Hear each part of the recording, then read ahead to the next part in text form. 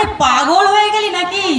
একটু তো মন দিয়ে পড়াশোনাটা কর। হ্যাঁ এবার যা বলবো সঠিক উত্তর দিবি, ঠিক আছে? হ্যাঁ এইবার তুই লিঙ্গ পরিবর্তন কর। ঠিক আছে। হ্যাঁ লিঙ্গ পরিবর্তন কর।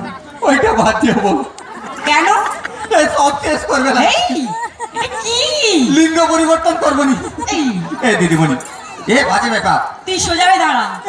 আমি তোকে লিঙ্গ পরিবর্তন করতে বলেছি। ওইটা বাদ দিয়ে বলুন না। আমি বাংলা ব্যাকরণের লিঙ্গ পরিবর্তনের কথা বলছিলাম। মানে তুই কে রে? আমি ভাবলাম আমারটাই পরিবর্তন করবে। তা যা তা সত্যি তুই না কোনোদিন পরিবর্তন হলিস না।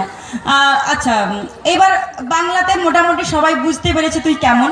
এবার একটু ইংলিশ টেস্ট করি। ইংরেজিতে ফাটাফাটি ফাটাফাটি তো অনেকে জানে, বাচ্চারা অনেকে দুই একবার দেখেছে। হ্যাঁ ওই জন্য গিয়ে তো রিকোয়েস্ট করলো। হ্যাঁ ঠিক আছে, তাহলে বল এরপর কি হয়?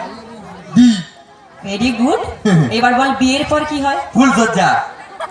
বিয়ের পর ফুলসজ্জা এই, মানে তুই কি কোনোদিন একটু সিরিয়াস হবি না? বিয়ের পর সি হয়, বিয়ের পর এইগুলো তো দাঁড়িয়ে আছে তোর কাছ থেকে, এইগুলো এরা শিখবে তো নাকি? বিয়ের পর তো ফুলসজ্জা হতো, সিস্টেম চেঞ্জ হয়েছে নাকি গো? বিয়ের পর সি হয়, সি। পাকা ছেলে। আচ্ছা, এরপর এ ফর অ্যাপেল, এটা বলতে পারবি তো? হ্যাঁ ওদের রিকোয়েস্ট আছে, না বললে ছাড়বে এখান দিয়ে। আচ্ছা ঠিক আছে, হ্যাঁ। ওটাই তাহলে বল। প্রথমটা বলে দিন। A for Apple. কটা অ্যাপেল? এখন কম্পিউটারের যুগ, হ্যাঁ। তুই তোর সুবিধার জন্য যটা খুশি ম্যাচ করে বসিয়ে দে। ম্যাচ করলে হবে? ম্যাচ করলেই হবে। দিদিমণি হুম, সরে দাঁড়ান, সুগার আছে। মিষ্টি দেখলেই কামড়াইতে ইচ্ছা করে। উল্টো পাল্টা কথা ছাড়, শুরু কর। তাহলে একটু রিভারটা দিন।